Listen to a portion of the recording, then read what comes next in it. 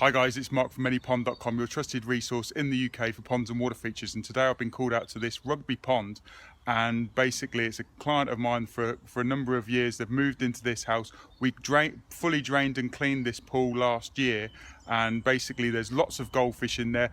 They're all growing massive. They're about 8 inches long, so we've got lots of fish in there. There's no pumps or filtration on this pond, and we're going to work to a limited budget to improve the water quality and improve the look and the feel of this pond.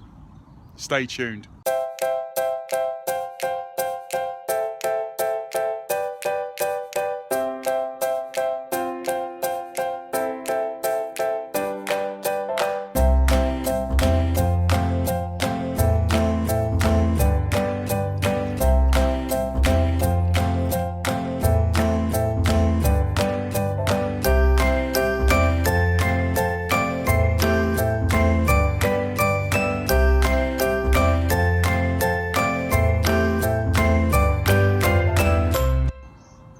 Hi, so here's a progress report on the pond in Rugby. As you remember, the pond hasn't got any filtration as such, so what we've actually done is we've spent about approximately half an hour netting out waste off the bottom, and we've actually removed 3/4 of a bucket of waste and about 1/4 of a bucket of waste off the top. We've removed the net, and what we're going to do now is we're going to put some biological products into the pond to help improve the water quality. We're going to use a product called Multi-Clear, basically to help clear and reduce the green water growth. We're also going to put in a product called BioLake, which is a product that you should put in every spring, and also we're going to use a product once a month called Multi-Aqua, and this basically breaks down and eats, digests, and helps with water quality, so it carries on working after we leave. I'm back at the Rugby pond. Let's go and have a look and see what's going on. Come with me now. Hi, so what do you expect from a week? We can't do miracles. I haven't got my magic wellies on. I've only got Crocs on today.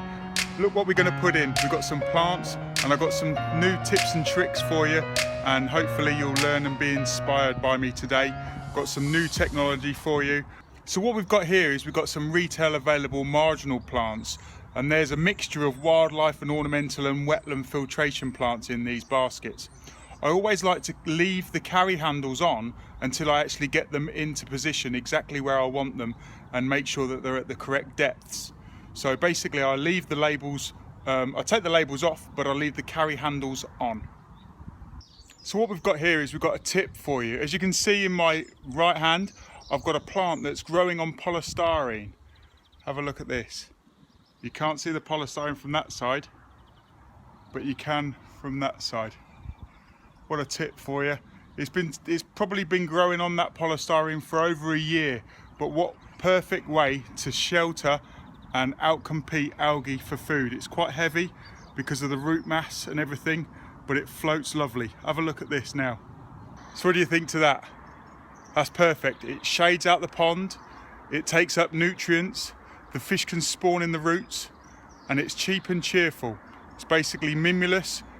It's not for every pond, don't get me wrong on that. This is a fish pond, it's not a wildlife pond, and the seeds from mimulus will go everywhere. But in this particular pond, it won't go everywhere.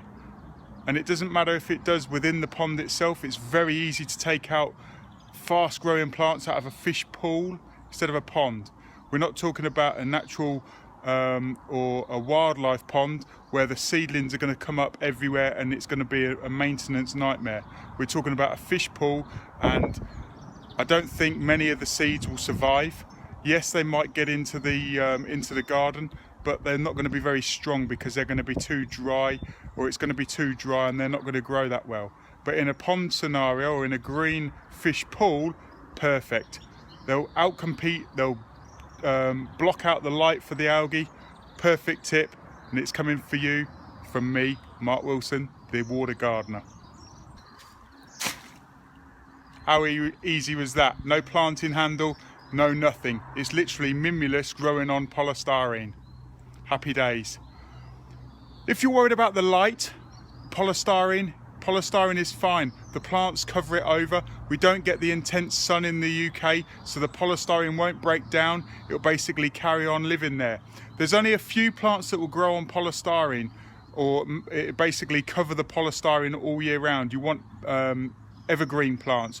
Mimulus is a fantastic evergreen plant. In the winter it just basically grows back, it goes back down. But certainly other plants, other herbaceous plants, it wouldn't be a problem because you'd have a white bit of floating polystyrene. Some people, you can just take it out, just put another one on, no problem at all. You can put it into a bucket, you can put it in the greenhouse. Who cares what a bit of polystyrene looks like in a greenhouse in the winter?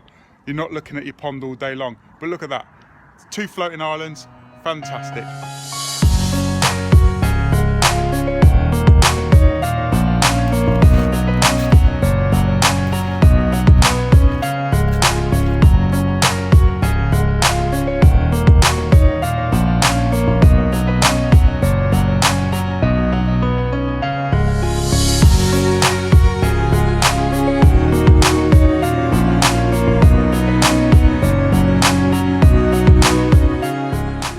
And there we go, we've planted it up. We're putting lots of marginal plants, we're putting those new DIY floating islands for you.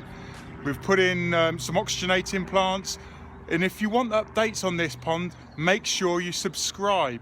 If you've got any pond problems, pond pain, you know how to contact me. Send me a picture and I'll do my best for you. This has been a pond challenge in Rugby, Midlands, Northamptonshire. We cover a whole big area in the Midlands in the UK. Get in touch. Speak to you soon.